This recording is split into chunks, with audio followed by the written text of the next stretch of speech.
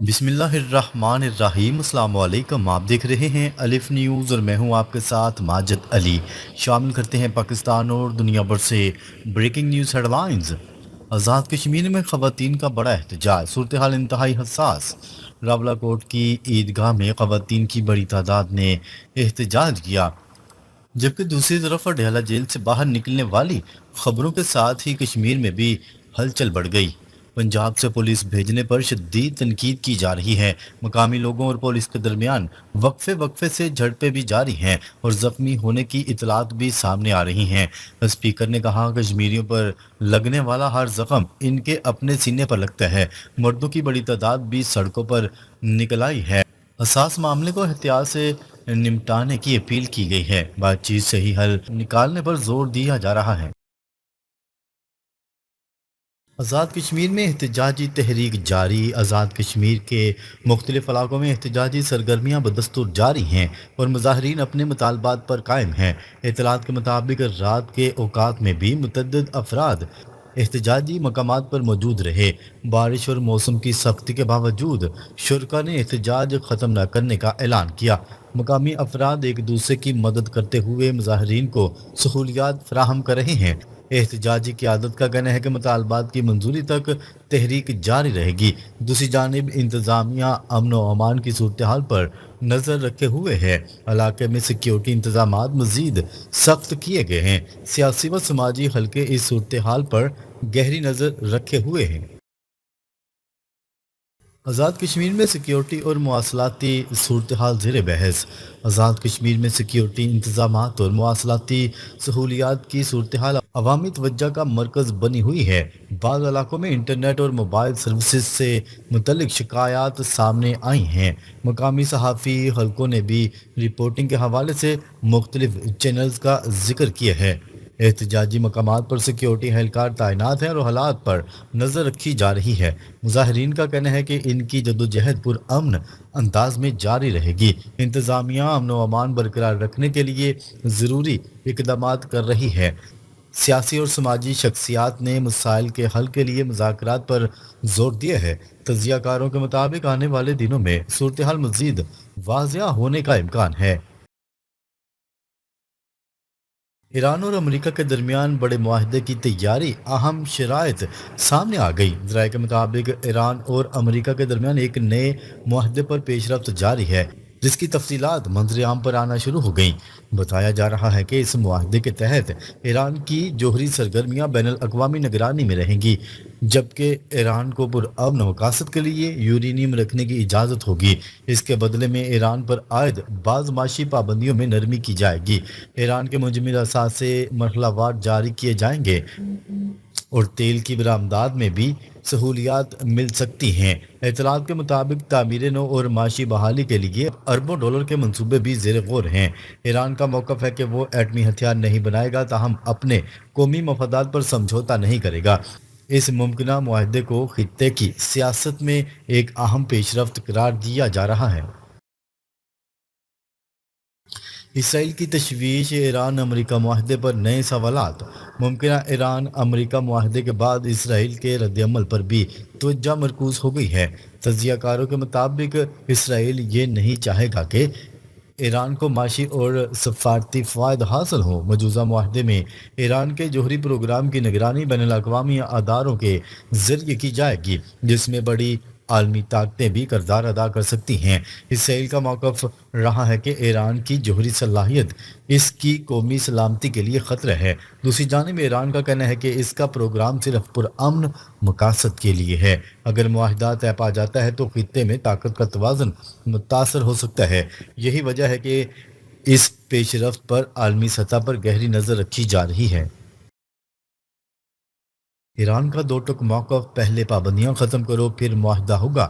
ایران نے واضح کیا ہے کہ کسی بھی معاہدے کے لیے اس کی بنیادی شرائط پوری کرنا ضروری ہے۔ ایرانی حکام کے مطابق ملک کے منجمد اثاثے واپس کیے جائیں، معاشی پابندیاں ختم کی جائیں، اور جنگ کے باعث ہونے والے نقصانات کا ازالہ کیا جائے۔ ایران کا کہنا ہے کہ ان مطالبات کے بعد وہ اپنے جوہری پروگرام کے حوالے سے بین الاقوامی یقین دہانیاں دینے پر آمادہ ہے۔ ایرانی قیادت کے مطابق دباؤ اور دھمکیوں کی پالیسی اب قابل قبول نہیں۔ ان کا کہنا ہے کہ مذاکرات برابری کی بنیاد پر ہونے چاہیے۔ ایران یہ بھی سمجھتا ہے کہ حالیہ کشیدگی کے بعد اس کی پوزیشن پہلے سے کہیں زیادہ مضبوط ہوئی ہے۔ اسی وجہ سے وہ کسی جلد بازی میں فیصلہ کرنے کی بجائے اپنے مفادات کو ترجیح دے رہا ہے۔ خطے کے ممالک جنگ کے بجائے امن کے خواہاں قطر نے اہم کردار ادا کیا۔ مشرق وسطیٰ کی حالیہ کشیدگی کے دوران کئی علاقائی ممالک نے جنگ کی بجائے مذاکرات کو ترجیح دی ہے۔ اطلاعات کے مطابق قطر نے تنازع مزید بڑھنے سے روکنے کے لیے سفارتی کوششیں کی اور فریقین کو تحمل کا مشورہ دیا۔ ماہرین کا کہنا ہے کہ اگر جنگ پھیلتی ہے تو تیل، گیس اور عالمی تجارت شدید متاثر ہو سکتی تھی۔ خلیجی ممالک بھی معاشی استحکام کو ترجیح دے رہے ہیں اور خطے میں امن کے خواہاں ہیں۔ ایران کے توانائی منصوبوں کے حوالے سے بھی نرم رویہ دیکھنے میں آیا ہے۔ یہی وجہ ہے کہ سفارتی رابطوں میں تیزی آئی ہے۔ مبصرین کے مطابق مذاکرات کی کامیابی پورے خطے کے لیے فائدہ مند ثابت ہو سکتی ہے۔ امریکہ کی حکمت عملی پر بحث، ڈونلڈ ٹرمپ کے لیے نئی سفارتی آزمائش۔ سیاسی حلقوں میں اس بات پر بحث جاری ہے کہ اگر ایران کے ساتھ نیا معاہدہ ہو جاتا ہے تو اسے امریکہ کی سفارتی کامیابی یا مجبوری کس نظر سے دیکھا جائے گا۔ بعض تجزیہ کاروں کا خیال ہے کہ امریکی قیادت اس معاہدے کو اپنی کامیابی کے طور پر پیش کر سکتی ہے، کیونکہ اس سے ایران کے ممکنہ جوہری ہتھیار بنانے کے خدشات کم ہوں گے۔ دوسری جانب ناقدین کا کہنا ہے کہ طویل کشیدگی اور فوجی کارروائیوں کے بعد دوبارہ مذاکرات کی میز پر آنا ایک مختلف سیاسی حقیقت کو ظاہر کرتا ہے۔ سابقہ معاہدوں کا حوالہ بھی دیا جا رہا ہے اور ان کے نتائج کا موازنہ کیا جا رہا ہے۔ آنے والے دنوں میں یہ واضح ہوگا کہ مذاکرات کس سمت جاتے ہیں۔ فی الحال عالمی برادری اس ممکنہ پیش رفت کو خطے کے امن کے لیے اہم کردار ادا کر رہی ہے۔ پاکستان کے سفارتی فتح، اسلام آباد معاہدہ قریب۔ پاکستان نے امریکہ اور ایران کے درمیان جنگ روکنے میں اہم کردار ادا کیے ہیں۔ عالمی میڈیا پاکستان کی تعریف کر رہا ہے، ناممکن کو ممکن بنایا گیا۔ اسلام آباد معاہدہ یا اسلام آباد ایم او یو جلد جنیوا میں طے پانے جا رہے ہیں۔ ڈونلڈ ٹرمپ نے بھی پاکستان کی تعریف کی ہے۔ ایرانی وزیر خارجہ عباس اراغچی نے بھی خاموشی توڑتے ہوئے کہا ہے کہ اسلام آباد ایم او یو کبھی اتنا قریب نہیں تھا۔ پاکستان کی ثالثی سے دونوں ممالک کے درمیان سیز فائر ہوا ہے۔ عباس اراغچی کا بیان، اسلام آباد معاہدہ حتمی مراحل میں۔ ایرانی وزیر خارجہ عباس اراغچی نے کہا ہے کہ اسلام آباد میمورینڈم آف انڈرسٹینڈنگ کبھی اتنا قریب نہیں تھا۔ معاہدے کو حتمی شکل دی جا رہی ہے۔ انہوں نے میڈیا سے اپیل کی ہے کہ قیاس آرائیاں نہ کریں۔ پاکستان کی ثالثی کو دونوں فریقین تسلیم کر رہے ہیں۔ 47 سال بعد پہلی بار ایسے بڑے پیمانے پر بات چیت ہوئی ہے۔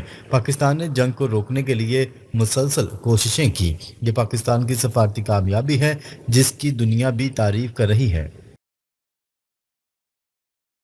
جنیوا میں معاہدہ، پاکستان کی موجودگی یقینی۔ امریکہ اور ایران کے درمیان جنیوا میں ایم او یو پر دستخط ہونے جا رہے ہیں۔ پاکستان کی سفارت خانے میں یہ دستخط ہوں گے۔ پاکستانی وزارت خارجہ کی اعلیٰ ٹیم جنیوا جا رہی ہے۔ یہ معاہدہ پاکستان کی ثالثی سے ممکن ہوا ہے۔ G7 سمٹ کے حوالے سے بھی یہ اہم ہے۔ فیلڈ مارشل عاصم منیر اور وزیر داخلہ محسن نقوی کے دورے اہم ثابت ہوئے۔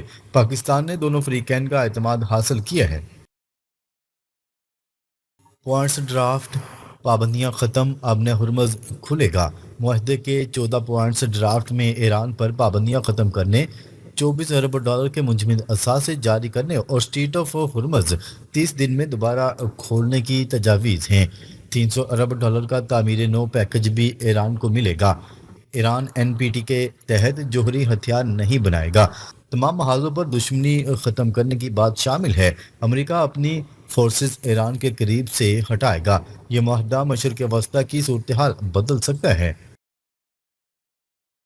ڈونلڈ ٹرمپ کا اعتراف، پاکستان نے شاندار کام کیا۔ امریکی صدر نے پاکستان کی تعریف کرتے ہوئے کہا کہ پاکستان نے بہت بڑا کام کیا ہے، پاکستان نے جنگ روکنے میں اہم کردار ادا کیا۔ ایرانی قیادت بھی پاکستان کی ثالثی کو سراہ رہی ہے۔ پاکستان نے دونوں فریقین پر دباؤ ڈال کر ڈپلومیسی کو موقع دیا۔ یہ پاکستان کی عالمی سطح پر اہمیت کا ثبوت ہے۔ عالمی میڈیا پاکستان کو ہیرو بنا کر پیش کر رہا ہے۔ ناظرین، اب تک کے لیے اتنا ہی۔ مزید خبریں لے کر بہت جلد آپ کی خدمت میں حاضر ہوں گے۔ تب تک کے لیے اپنا خیال رکھیے گا۔ اللہ نگہبان۔